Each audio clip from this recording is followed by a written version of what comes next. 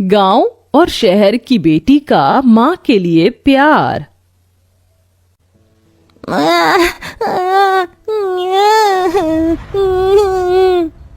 सुन सुन नन्ही लोरी की धुन, हो जा मीठे सपनों में गुन। सुन सुन नन्ही लोरी की धुन, हो जा मीठे सपनों में गुम।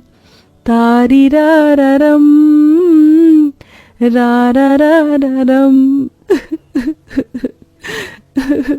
जलते हुए लालटेन की मध्यम रोशनी में वो गरीब माँ अपनी 2 बेटियों के साथ झोपड़ी में बैठी थी, जिसके पति की जलती चिता की आग अभी ठंडी भी नहीं हुई थी। गोद में 2 दिन की बच्ची थी। लगता है इसे भूख लगी है, मगर दूध भी नहीं। एक रोटी तो रखिए, वही खा लेती हूँ, थोड़ा दूध आ जाएगा। जैसी सुलोचना वो रोटी उठाती है, तभी 3 साल की नंदिता वो रोटी मांग लेती है। माँ भूख लगी है, रोटी दो ना। ये ले मेरी बच्ची, खा ले। और उस गरीब माँ ने अपने मुंह के आगे के निवाले को अपनी बेटी को दे दिया। एक माँ के दिल में औलाद के लिए ममता के सिवा कुछ भी भरा नहीं होता।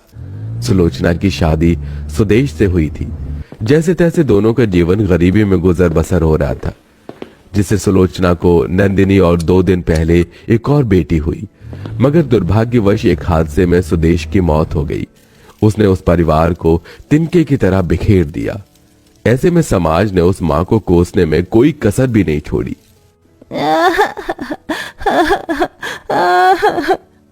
हे भगवान, किसी और माँ को मुझसे दिन मत दिखाना, जब वह अपनी औलाद को छाती से सटाकर दूध भी ना पिला सके। जैसे तैसे सुलोचना चीनी का घोल पिलाकर अपनी दोनों बेटी को थपकी दे देकर सुला देती है और अपनी जिंदगी का मकसद अपनी दोनों बेटियों को पाल पोस कर पढ़ाना लिखाना बना लेती है, जिसके लिए वो मजबूर होकर अमीर के घर झूठे बर्तन मांजने लगती है। देखते देखते 10 साल बीत जाते हैं, जिसमें नंदिनी अपनी माँ के दुखों को समझती थी, तो वहीं तानी बिल्कुल अलग थी। माँ क्या कर रही हो? मुझे दर्द हो रहा है। कितनी बार कहा है ना, मुझे ये गंदा सा तेल लगाकर चंपू मत बनाया करो। मेरा टिफिन दे दो, मुझे स्कूल के लिए देरी हो रही है। तानी, तो इस तरह से माँ से क्यों बात करती है? माँ तो हमसे कितना प्यार करती है। कोई प्यार व्यार नहीं करती है ये हमसे। अगर प्यार करती तो हमें ये गरीबों वाली जिंदगी नहीं देती, हमें सड़ी हुई सी झोपड़पट्टी में नहीं रहते। तानी की ऐसी कड़वी बोली अक्सर ही गरीब सुलोचना का मन दुखाती। उस रोज तानी जब स्कूल में अपने खाने का टिफिन देखती है तो आलू की भुजिया देखकर पिनक जाती है। तभी उसके साथ बेंच पर बैठी रितु ने कहा, देखो देखो, आज भी इसकी गरीब माँ ने रोज की तरह आलू की भुजिया दी है। बेचारी गरीब कहीं की। उस रोज तानी तिलमिलाई हुई घर आती है, फिर भी सुलोचना अपनी थकान को छिपाकर मुस्कुराती है। अरे आ गई मेरी प्यारी बिटिया। तानी टिफिन को झनाक से पटक कर अपनी माँ को कोसने लगी। कैसी गरीब माँ हो तुम, रोज रोज आलू की भुजिया और रोटी दे देती हो। तुम्हारी वजह से आज मेरे दोस्तों के बीच मेरा कितना मजाक उड़ा, पता है? उनकी माँ उन्हें मटर पनीर बनाकर देती है। तानी मेरी बहन, माँ हमको पढ़ाने लिखाने के लिए कितनी मेहनत कर रही हैं। तो कौन सा उपकार कर रही हैं? महलों सी जिंदगी थोड़ी दे रही है इस झोपड़ी में। सर्दी में ठिठुरते रहो और गर्मी में सड़ते रहो। जब गरीबी ही देनी थी तो पैदा क्यों किया?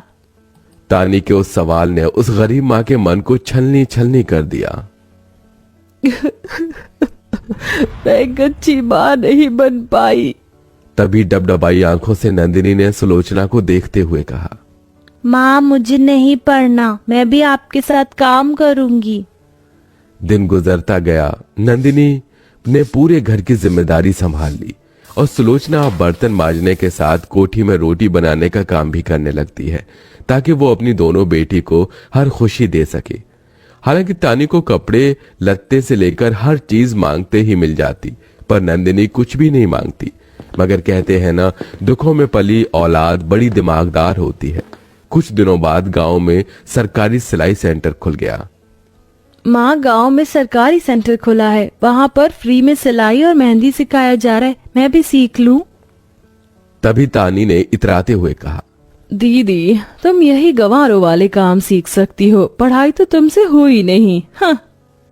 कुछ दिन बाद तानी ने 12वीं पास कर ली और कहा, माँ मैं आगे की पढ़ाई के लिए शहर जा रही हूँ, पर बेटी मैं तेरे बिना कैसे रहूंगी। माँ शहर में नौकरी लगते ही मैं आप दोनों को बुला लूंगी। मेरा भी मन नहीं है आपसे दूर जाने का, मगर जाना होगा। असल में तानी ने अपनी गरीब माँ के ममता भरे दिल से दाव खेला था, जिसमें सुलोचना ने कर्जा लेकर तानी को शहर भेज दिया, जहां तानी पूरी तरह शहर के रंग में रंग गई। वहीं दिन रात ठंड में सुलोचना दरवाजे पर बैठी रहती। डाक बाबू, शहर से मेरी बेटी की कोई चिट्ठी आई है क्या? नहीं चाची, कोई चिट्ठी नहीं आई। तभी मनोरमा ने कहा, अरे सुलोचना, एक बार जिसको शहर की हवा लग जाती है उसे रिश्ते नाते नहीं दिखते। भूल बैठी तेरी बेटी, तभी तो जाने के बाद एक बार भी पूछने नहीं आई कि तू जिंदा भी है कि मर गई। बड़ा आस लगाया था तूने अपनी शहरी बेटी, देख लिया नतीजा। मनोरमा ताने मानकर चली गई, जिसे सुन सुलोचना रोती रही। मेरी बेटी अपनी इस गरीब माँ को नहीं बिसार सकती। माँ चुप हो जाओ, तुम जानती हो ना मैं तुम्हारी आंखों में आंसू नहीं देख सकती। मैं तुम्हें शहर लेके चलूंगी, हम दोनों मिलकर ढूंढेंगे तानी को। इधर उधर से ले देकर नंदिनी अपनी माँ को गांव से शहर लेकर आ गई। सुलोचना की बूढ़ी आंखें बस किसी भी हाल में तानी को देखना चाहती थी।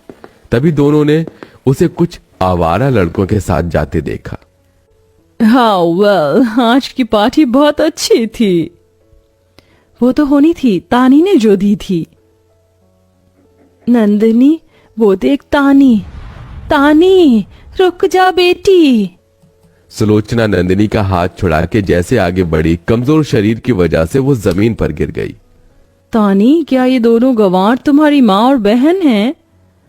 नेवर, मैं तो इन्हें जानती भी नहीं। ये कहकर तानी अपने बड़े से फ्लैट में चली आई, जहां नंदिनी और उसकी गरीब माँ सादे गांव के लिबास में वहां चले आई। उन्हें देख तानी ने चिढ़कर कहा, तुम दोनों गंवार शहर क्यों आई हो? तुझसे मिलने बहन। जानती हो तानी, माँ ने तुम्हें कितना याद किया। तुमने ना हमारा फोन उठाया और ना ही कभी शहर लेने आई। तुम दोनों गंवार को शहर लाकर मुझे अपनी बेइज्जती थोड़ी करानी थी। क्या बताऊंगी मैं जब मेरे दोस्त मुझसे पूछेंगे कि तुम्हारी माँ क्या करती है? तो क्या मैं उनको ये कहूंगी कि मेरी माँ बर्तन मांजने वाली है? मेरी क्या इज्जत रह जाएगी फिर? अपनी शहरी बेटी के इस बात से सुलोचना को बड़ा धक्का लगा। उसकी आंखों से झरझर आंसू बहने लगे। बेटी, तू चाहेगी तो मैं किसी को नहीं बताऊंगी कि मैं गरीब बदनसीब तेरी माँ हूँ। हमें यहाँ रहने दे। मगर यहाँ तुम दोनों गांव की गंवार माँ बेटियों को मुफ्त की रोटियां तोड़ने को नहीं मिलने वाली। काम करना पड़ेगा। मुझे मंजूर है। सुलोचना और नंदिनी एक नौकर की हैसियत से वहां काम करने लगती है, जिसके बदले तानी उन्हें 2 रोटी देती है। ये लो, खा लो दोनों। सिर्फ 2 रोटी? महक का शरीर पहले ही कितना कमजोर है। ये सोचकर अपने हिस्से की रोटी नंदिनी अपनी माँ को खिला देती है। दिन बीतता गया। एक दिन तानी के घर शौर्य आता है। हे बेबी, आ गए तुम? हाँ तानी, मैंने मम्मी डैडी से शादी की बात कर ली है। वैसे ये कौन है? कोई खास नहीं, नौकर समझो इन्हें तुम। दोनों खड़ी क्या हो, दफा हो। बेटा तुम कुछ चाय पानी लोगे?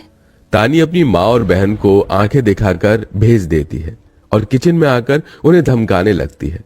इधर शौर्य कुछ अलग सोच में होता है।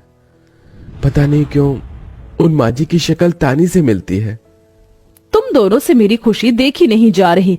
खबरदार जो शौर्य के सामने खुद को मेरी माँ और बहन बताया। शौर्य इस सच को सुन लेता है। क्या ये तुम्हारी माँ और बहन है? फिर इनके साथ ऐसा बर्ताव क्यों कर रही हो तुम? क्योंकि इन्हें कपड़े लत्ते पहनने का ढंग नहीं और ना ही बोल चाल का। ये कहीं से भी नहीं लगती मेरी माँ और बहन। तानी, मुझे नहीं पता था कि तुम्हारी सोच इतनी छोटी होगी। अरे, जिस माँ ने तुम्हें दूध पिलाया, पाला पोसा, तुम्हें आज इन्हें अपना कहते शर्म आ रही है?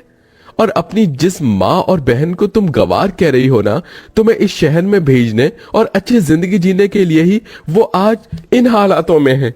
शौर्य की झड़प सुनकर तानी का घमंड मिट गया। दीदी, मुझे माफ कर दो, मैंने आपके साथ बहुत बुरा किया। आखिर में तानी ने अपनी माँ और बहन से माफी मांग ली और खुशी खुशी रहने लगी।